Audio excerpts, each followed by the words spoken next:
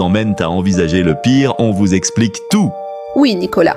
Alors, pour ceux qui ne sont pas au courant de l'affaire, il s'agit de la disparition survenue le mercredi 2 octobre dans le secteur de l'île Saint-Quentin au Canada, d'une jeune et ravissante étudiante congolaise âgée de 21 ans. Elle habitait en colocation avec 2 amis.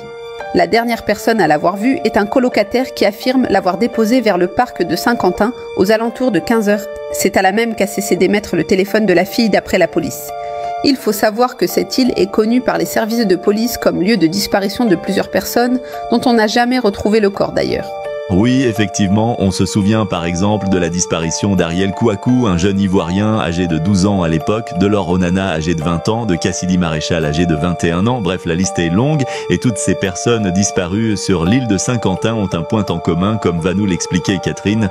Ce qu'il faut noter aussi, Nicolas, est que depuis 6 ans, les disparitions s'enchaînent sur l'île de Saint-Quentin. Le point commun des personnes disparues est qu'ils sont majoritairement immigrés, d'Afrique subsaharienne et du Nord. Ils sont jeunes, moins de 25 ans, et dans 80% des cas, les corps n'ont jamais été retrouvés.